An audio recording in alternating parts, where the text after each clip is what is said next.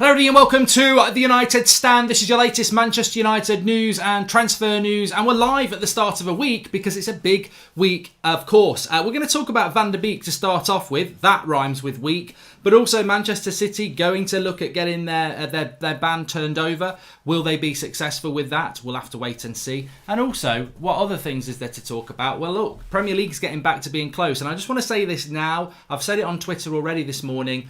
Manchester United and Chelsea top four, Leicester drop out. Not many people are saying this. I think more people will start to say it over the next week and a half. I've been saying it for a while. A few of you have been agreeing with me. Leicester to not make top four. It's a big ask. I know it's a stretch, but I'm telling you, I think it's going to happen. But look, let's get into the big news, and that is about Van der Beek being open to a move to Manchester United. And more importantly, some would say, Van der Sar of Ajax admitting that this race is between Manchester United and Real Madrid. Now, we spoke about Van der Beek, Donny Van der Beek to Manchester United yesterday morning. It came out Saturday night. It was coming from Dutch outlets, very credible, that Manchester United are in for Van der Beek. And I said yesterday morning that I just felt that this was a little bit PR spin, maybe from the club, that we need a positive story because we've missed out on Werner, so we're going to put another positive story out there.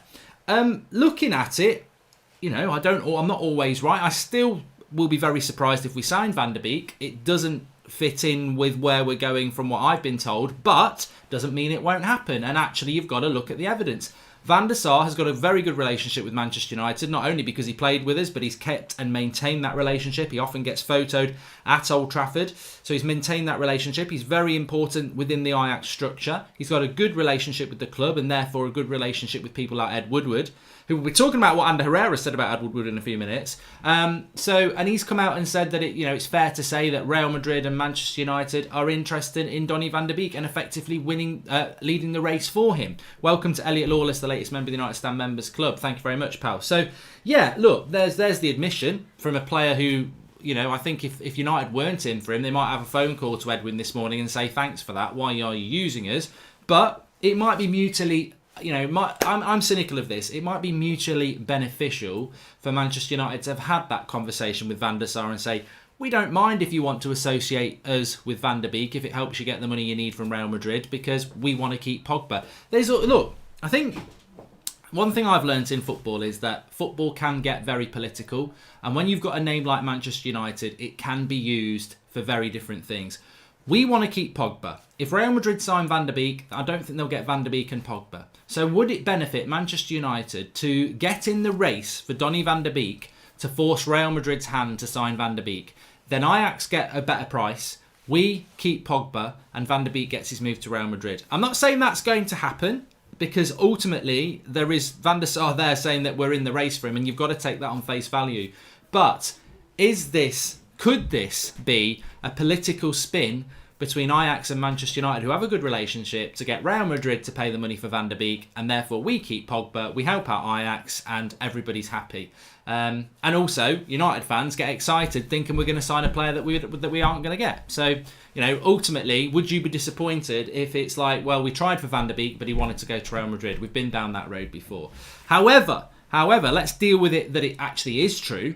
And to be fair, good website, United Report, read their article this morning. There's a rumour that Romano has sort of confirmed there is interest from Manchester United for Van der Beek. He's not tweeted it, so I'm not going to say it's 100% true, but there was a rumour from people that I think are quite credible on Twitter last night that Romano has indicated that Van der Beek is interested in a move to Manchester United. Now, I've got no reason to think that's not true, but Van der Beek being open to a move to Manchester United again just feeds this story that Manchester United could well be in for him. And I think you've got to look at it like that. I've given my opinion on what I think might be going on, but let's look at the fact that actually, let's pretend he does want to come to United and that United are leading the race for him and United do sign him. Is he a good signing? Yes, he is. I said this yesterday. Absolutely.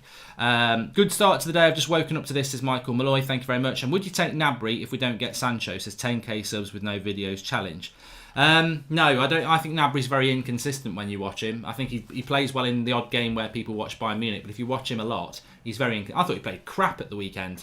against Leverkusen. I know he scored goal, but I don't think he played very well.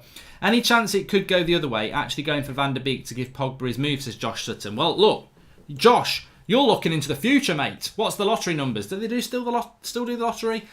That was what I was going to say. You've got to look at both sides. So cynically, I think that there might be something else going on here. But let's go positively and say United signed Van der Beek. I like doing that. Is it a good move for Manchester United if United sign Van der Beek? Yes, it is. He's a very good player. And I would welcome him at the club. And I think if you, as we said yesterday, who would you rather have, Grealish or Van der Beek? For me, it would be Van der Beek because I think he gives us something in an area that we need. But I do want Bellingham. So Van der Beek or Bellingham is a bigger discussion for me. But if we're not getting Bellingham, and there was a rumour coming out yesterday that his dad had said that he's going abroad, well, we've lost out again. And I will say this about Bellingham, and this is all I'm going to say. If Bellingham goes to Dortmund, do not dress this up any other way than that we've been snubbed again. We got snubbed by Haaland, we've not gone in for Werner, and we've been snubbed by Bellingham if we don't get him. You can't invite a player around Carrington and then when he goes to Dortmund say we didn't want him anyway. We know we want him. If we don't get it, we've been snubbed, and I really wanted us to get Bellingham. But we're talking Van der Beek. If we get Van der Beek and we sell Pogba, it makes a lot of sense. It does make a lot of sense. And I'm not saying Van der Beek's anywhere near as good as Pogba, but Van der Beek, when you look at him, I'm pretty sure he played in the Europa League final against us, 3 years ago? He's only, just about to be 23 this year. So he's been playing a lot of European and first team football and international football for a long time, and he's still very young. He's a very good player playing in a league that he needs to move out of. And I think that's going to happen this summer, and I think he's aware of that. And he's a quintessential box-to-box. He's probably more the most quintessential idea, perfect sort of box-to-box player we would have. I thought Herrera was very good at it, and I think Fred and McTominay are on their way to being good at it. But Van der Beek would be very good at it. You'd just be talking about adjustment to the Premier League and whether he can do that. And I think from what we've seen that he can. And the fact that Real Madrid are looking at him as an heir to people like Modric shows you what sort of quality. I mean, look, we're not going for Van der Beek with Udinese. Or Leon. We're going for Van der Beek with Real Madrid. It shows you the quality of player he is and how scouted he's been. So look, it'd be a fantastic signing for United.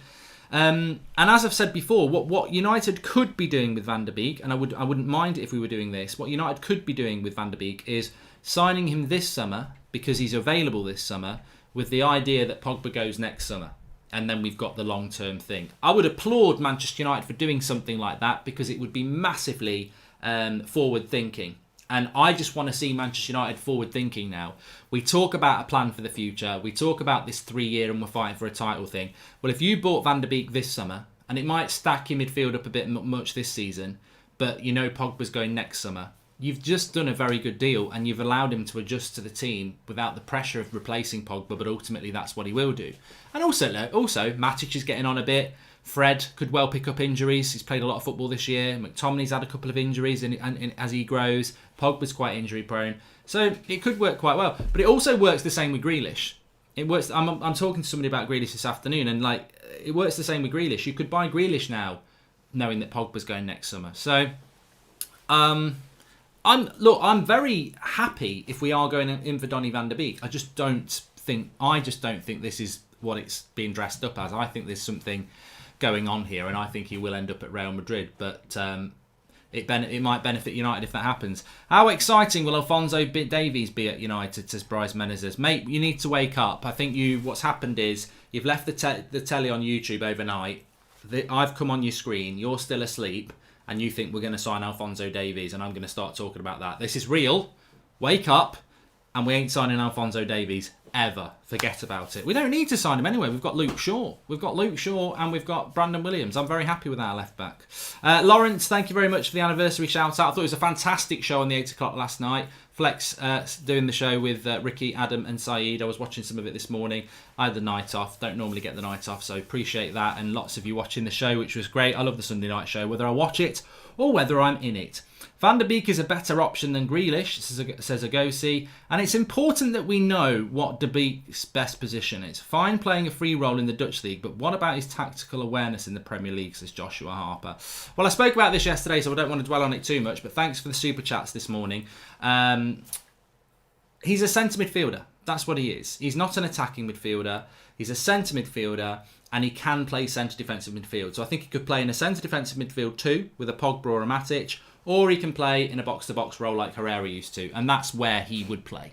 And he would have the discipline to do that, because he's not given a free role all the time, and he's certainly not given a free role for teams such as his country, Holland. But what he is good at, and what Ajax are very good at, he's very good on the ball, he's very good at pressing the ball, and he's very energetic, and he's got a great engine, which is exactly what you want.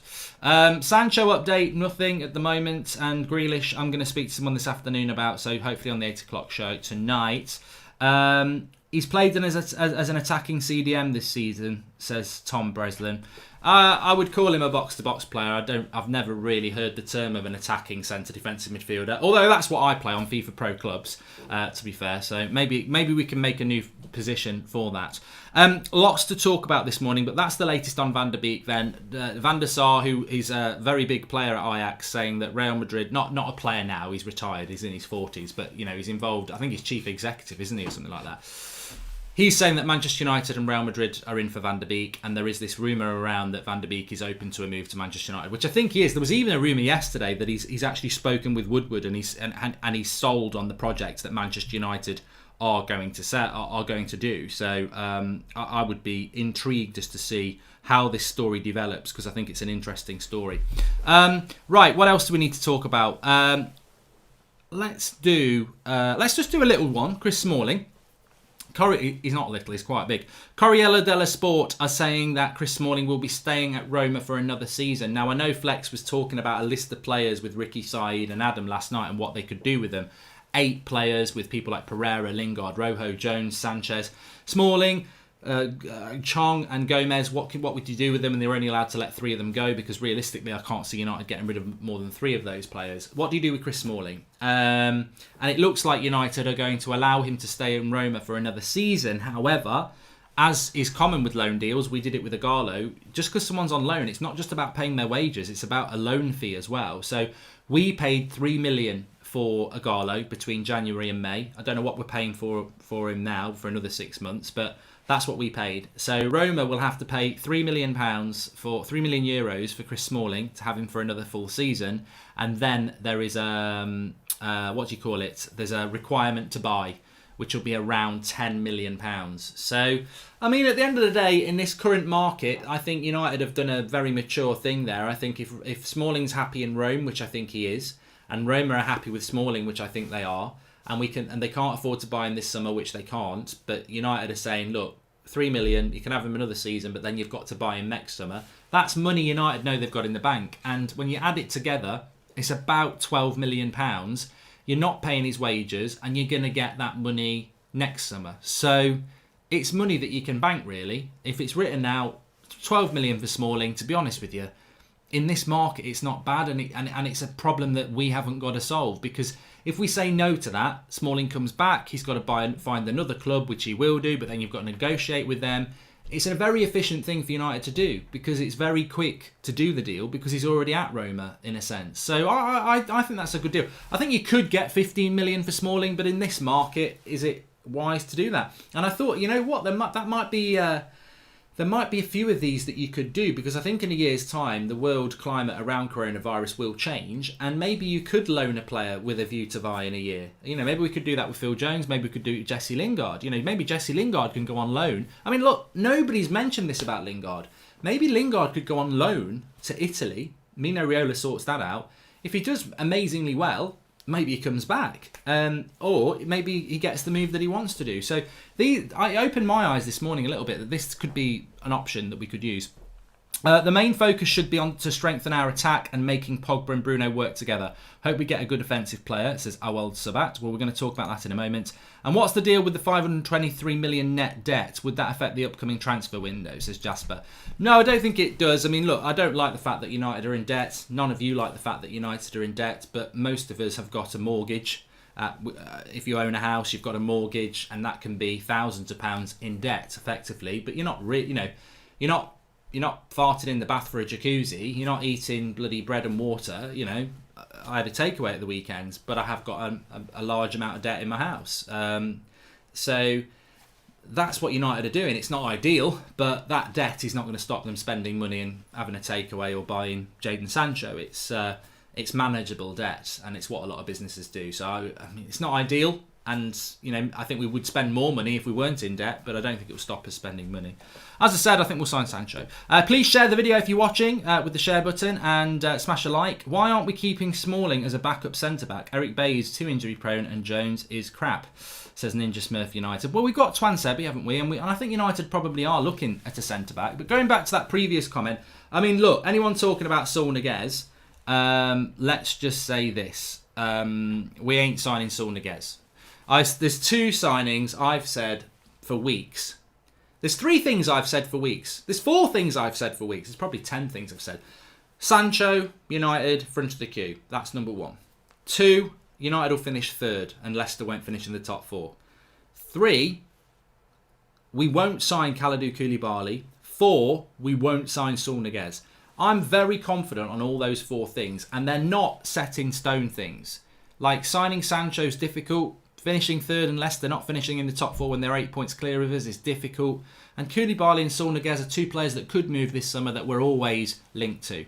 But those 4 things I'm convinced will happen. Let's see how many I'm right. We won't be signing Saul Niguez. No, we won't sign Saul Niguez. It's just it's a name that people throw out there because they like him. And I like him. But, sometimes you've got to look at things realistically. Now, there was talk of a striker there. I will mention this because it's in Spanish reports. I think it was in AS and it's definitely been quoted as being in Marca as well, which I believe both are Madrid-based papers. They're saying that talks have stalled with Inter Milan in relation to Lautaro Martinez and Barcelona. Inter Milan and Barcelona. Now, remember Fabrizio, when he was on the show a few weeks ago, he said that a swap deal is likely between those 2 clubs. And this could just be paper talk to give Barcelona a kick up the backside, but they're talking about talks stalling and Manchester United entering the race. I don't know how Manchester United enter the race for Lautaro Martinez, but don't enter the race for Timo Werner, who was a bargain at 49 million. So any striker we're going to get linked to at the moment, I'm going to sound like a broken record, and I'm going to say, how do United sign a player that Inter Milan want 100 million for when we won't spend 49 million on Timo Werner, who is arguably better and is half the price? So I don't think United are going to sign a striker this summer. I must just say that for that reason I've just said there. But I think there is an interest in Martinez from United. Why wouldn't there be? But how would they construct a deal for Lautaro Martinez? Look, we can say, do you want Alexis Sanchez for Lautaro Martinez? What was that? Did you say, do you want Pogba? No. Do you want Alexis Sanchez for Lautaro Martinez? Pogba? No, Alexis Sanchez. You just say Alexis Sanchez. Get out. Get out. You're sleeping with the fishes. So no, I don't see how United construct a deal for Lautaro Martinez. I think it's very, very difficult. You can't spend what United can't do this summer, and I think we're all awake to this. We can't go above a 20 million, not a 20 million, hopefully not a 20 million, a 70 million net spend. We won't go above that. So a 70 million net spend doesn't mean you can't sign Jadon Sancho for 100 million, but it means with that 70 million you need to find another 30 in sales. Well, look, we just spoke about Smalling for 10. If you can get maybe 20 for Lingard, you've done it. You've got your 100 million. But a 70 million net spend, I think that's what United are going to do.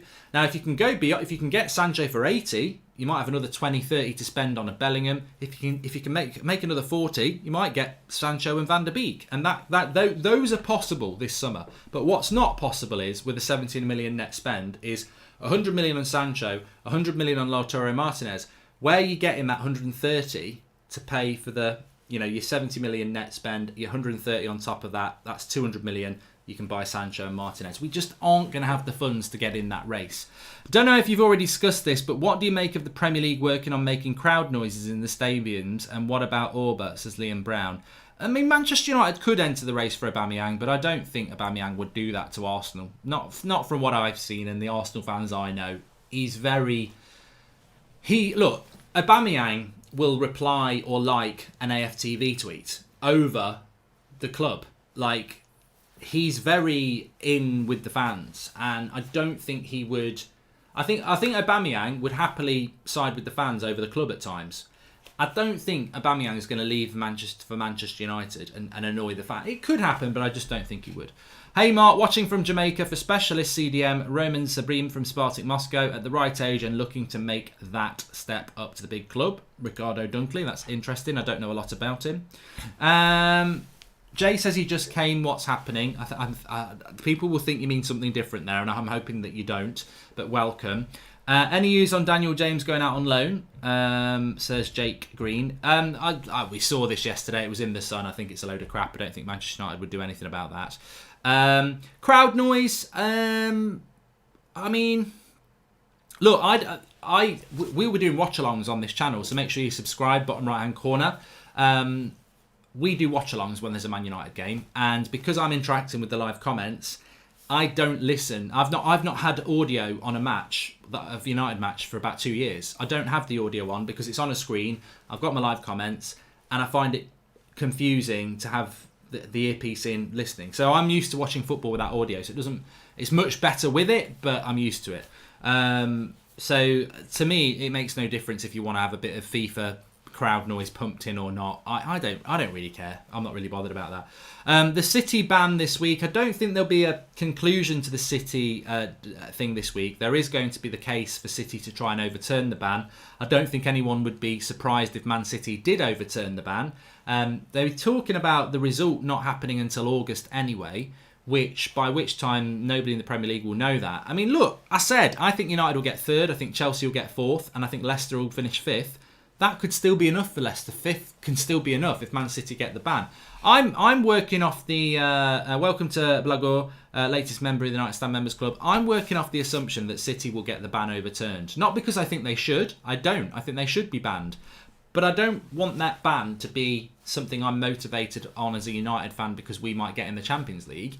If we finish fifth, we don't deserve to be in the Champions League. Like, from the position we're in and the players we've got now, we should be getting fourth or third.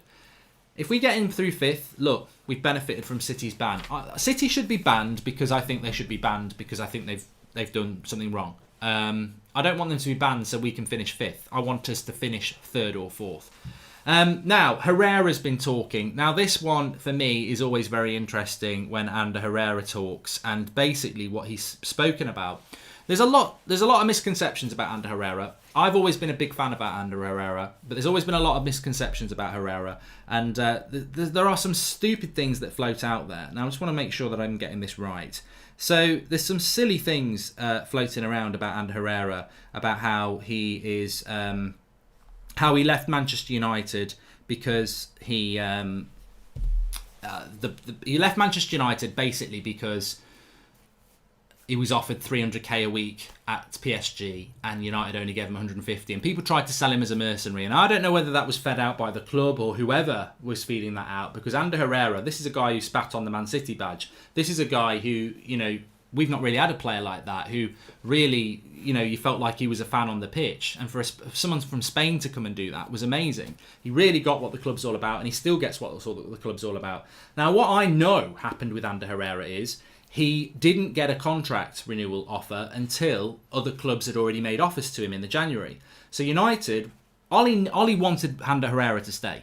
But Ollie didn't come in until December. In the January, Herrera was already having conversations with other people. He tried to keep him, but Herrera at that time was pissed off, and PSG had offered him a better deal than United. It wasn't 300k a week. It was a little bit more, but it wasn't that. And Herrera left because he was just pissed off with the club and how they'd handled his contract renewal, which was totally right. So he's come out and said, I expected Manchester United to offer me a new contract when I won Player of the Year, and they didn't, like a normal club would. They didn't offer me a new contract until I had 6 months left on my contract, which was the January, which is from a business point of view, I find he found appalling, which it is. And United lost Herrera, who at that time was worth about 25-30 million. He walked out the door for nothing because Woodward and Co have this ridiculous notion that to value your players, you let their contract run down. I mean, look, imagine if you work somewhere and you do really well and your boss doesn't value you. You're going to start looking at other places and you're going to start to feel annoyed. I don't understand how a football club would let its most important people, footballers, start to get doubts and feel disillusioned. But we do this. Martial's contract went late. De Gea's contract went late. Mata's contract ran out. Fellaini's contract ran out. This is all in the last few years. Angel Gomez, Tahith Chong and the Herrera. We let contracts run down because it saves money for the club, but ultimately it causes problems for the club. So it's very interesting that Herrera said that. I really wish Herrera had stayed. I think this season, if you'd imagine, Pogba would have got injured. We really did miss Herrera this year, and he's gone to PSG and he's earned a little bit more money, but he's not even in their first team. At United, he was massively important, but things move on. But I've got a lot of time for Herrera, and he still speaks glowingly. And even in that interview, he said, "Look, if I saw Ed Woodward, I'd give him a hug. He's a good man, but on a business point of view, we just had a disagreement. But that's football. Even now, he's just a top guy who loves the club. And he's not one of those people who it ended badly and he's bitter towards the club. He's even speaks glowingly now, which shows even more the mistake Manchester United made. That he could be annoyed that they didn't value him and they didn't renew his contract and they made him have to leave United, but he still speaks glowingly about them. And that shows even more, that reflects even more badly on United about what a bad decision they made for money again. And I hope this stops happening. You've got to renew. Man City renew contracts of players 2 years out. Like if De Bruyne is doing well on the pitch and he's got 2 years left on his contract, he gets the new contract. But United would go, he's doing well on the pitch, but we can keep paying him the same for another 18 months, which will save us money. Again, it's business. It's business over football, and United need to get out of that, because if you value your players, they will perform better on the pitch. If I'm United's best player and I've got 2 years left on my contract and I've just won Player of the Month 3 months in a row and we're top of the league, and Ed Woodward says to me, "I want to renew your contract, you're doing fantastic," I'll feel valued. I'm like, yes, I love this. If I'm that player and I see Woodward in the corridor and I said, "Any chance of a new contract? Not for another 18 months. We're going to keep paying you the same because it saves us money." I'll be like, "Oh, F off." Ultimately your mood comes down, and that's ultimately why United need to stop doing that. But look, we've got 5,000 people watching. Absolutely fantastic. Please do smash a like on the video. I'll be back again at 8 o'clock tonight. Subscribe if you are new. And we've got lots of things coming up on the channel. Really excited about it. And loads going on. And obviously football's coming back. Fan cams will be coming back. Not outside Old Trafford, so don't congregate. But fan cams are going to come back in a very unique way as well for all the games. So we're getting back. Thanks everyone for watching. We can't do it without you. The community is fantastic. I'm so proud of the show that everyone tuned in for without me last night. It's great that people will still watch stuff. And that's the way it should be. And I'll speak to you all later. Thanks for watching.